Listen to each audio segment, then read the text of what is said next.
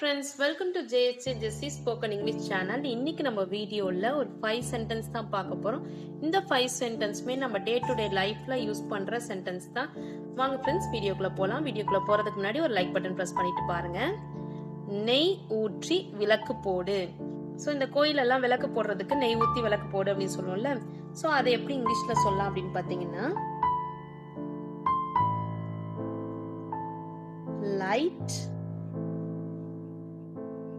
light up the விளக்கு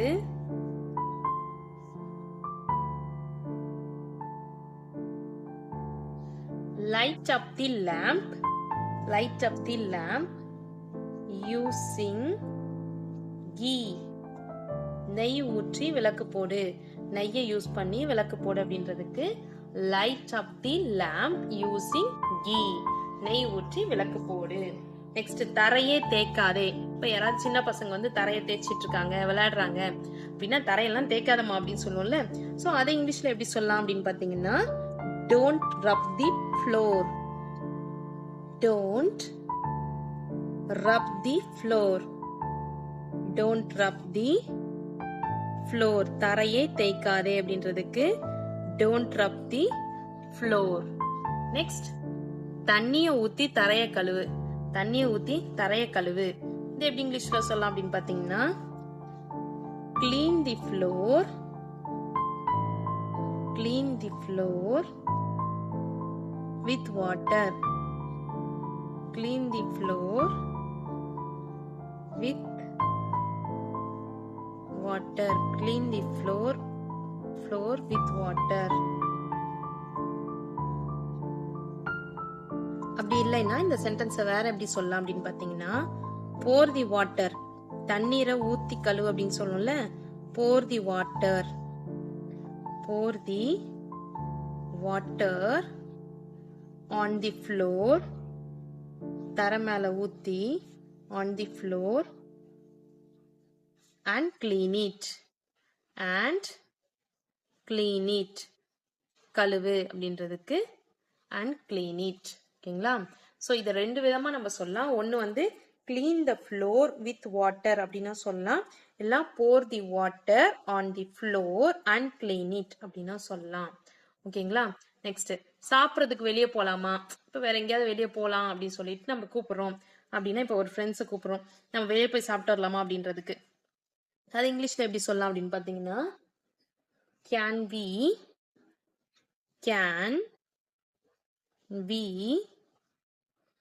go out to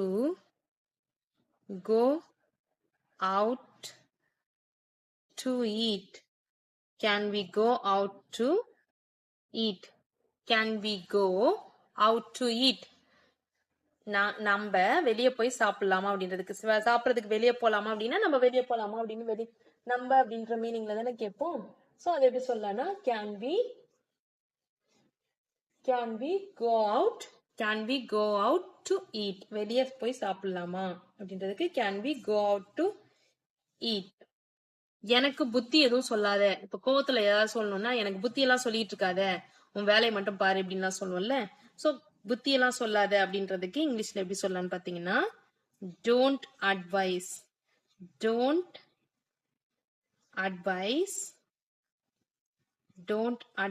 me on anything. Don't advise me on anything. Don't advise me on anything. எனக்கு புத்தி எதுவும் சொல்லாத அப்படின்றதுக்கு don't advise me on anything. எந்த விஷயத்துக்கும் எனக்கு புத்தி சொல்லாத அப்படின்றது தான் don't advise me on anything. ஓகேங்களா? ஓகே ஃப்ரெண்ட்ஸ், இன்னைக்கு நம்ம பார்த்த 5 சென்டென்ஸ்மே உங்களுக்கு யூஸ்ஃபுல்லா இருந்திருக்கும்னு நினைக்கிறேன். இந்த வீடியோ உங்களுக்கு பிடிச்சிருந்துச்சுன்னா லைக் பண்ணுங்க, உங்க ஃப்ரெண்ட்ஸ்க்கும் ஷேர் பண்ணுங்க.